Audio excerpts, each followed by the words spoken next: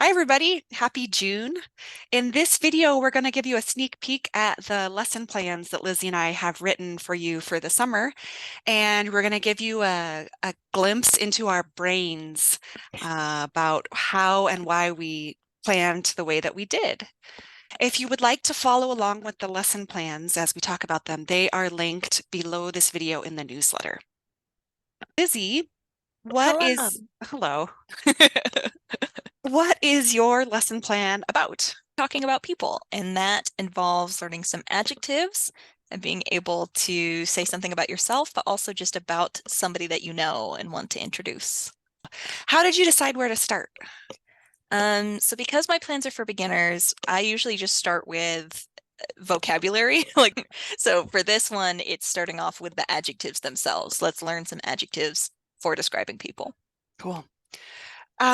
Are there any rabbit holes that you are intentionally avoiding? Like, are there things you're choosing to leave out, things you're choosing to focus on? I had to pick adjectives. And there are adjectives that could have been rabbit holes this is now what we're talking about for 15 minutes. I chose to go with good looking over trying to pick handsome, beautiful, pretty, cute, because that could have been 10 minutes all by itself, and there's so many words.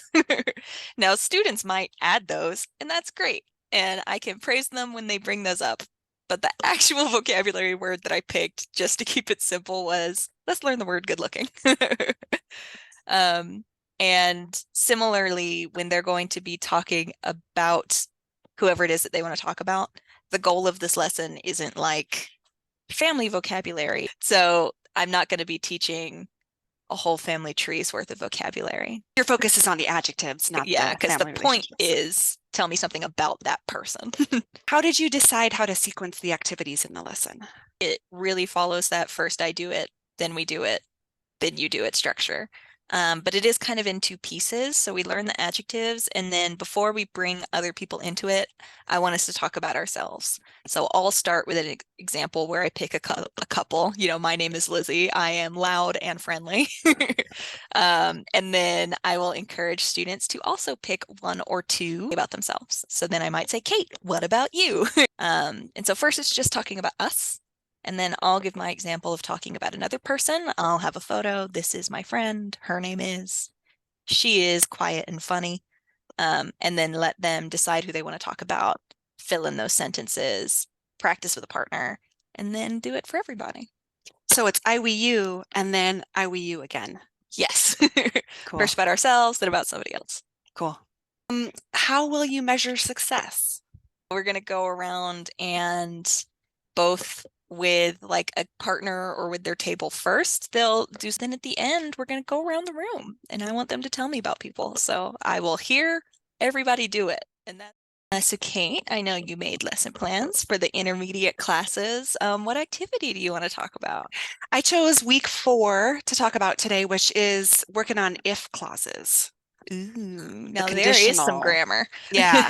Yes. How do we take this funky grammar thing and make it into a fun communicative lesson? You want students to be able to do with those if statements. I want them to be able to identify the components of a conditional sentence. So the if clause followed by the future clause, and then being able to create sentences in the conditional. How did you decide where to start with that? I like to give a formula like this. This comes from Azar Grammar Series. And then I elicit from the students, I get from the students things that fill into these chunks, like if plus the simple present.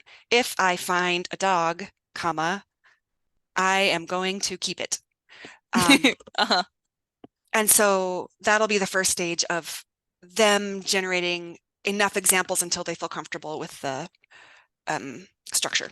How do you not go down rabbit holes? Like, how do you pick the one thing Yeah. that you're going to do? The potential rabbit hole in this one is the slight meaning and difference between will and be going to, Mm, because be going to is more of a concrete plan and will is more of a maybe. maybe. And that is super confusing. That's ridiculous. It's so confusing. If they say sentences that aren't quite right, mean like if they say will instead of be going to, I'm not going to correct it because we can save that for a longer class at some, like this is just for fun. We just want them Mhm. to communicate. How are you kind of like building up to that end activity? Yeah, so we're starting with the grammar review or the grammar teaching. I'm going to leave that stuff up as a visual support, especially during the first activity. So the first activity is a lot more supported.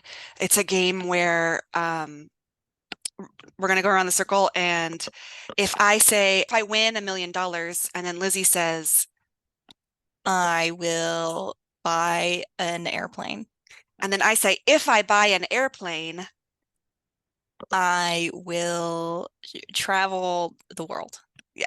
So we've got the visual support on the board. Each person is, you're hearing it once before, transforming and then repeating. So that's a little bit of a Uh-huh. Uh-huh. scaffold of a baby step into the next activity, where it's a conversation type activity where students are actually themselves creating the whole phrases, the whole sentences, doing the if clause and the future clause. Yeah, I'm thinking about starting with the most basic, connecting with background knowledge, and then supported, and then most difficult and independent. How do you know that they're successful? I will be walking around, or in the case of Zoom, popping around to breakouts to Mhm. listen to how they're doing. I plan for correction. I'm not going to interrupt, but after the student says their sentence, I might point back to the visual support on the board. But the fun thing about these summer lessons is that each lesson is self-contained. So the focus is really just having fun. Like if they haven't perfectly gotten this structure by the end of the class, oh well, we've planted a seed for the Mhm. next time that we do this in fall classes or whatever, because we're just having fun and having conversation and getting to know each other. I always call the summer session summer camp, and I'm joking, but now I feel like we've achieved that. Everybody who's teaching this summer, I hope you enjoy having the lesson plans because we've had a lot of fun making them. And well, as always, thanks for all you do. We're really excited about the summer session and looking forward to seeing your faces on Zoom or in person. See y'all around. Take care.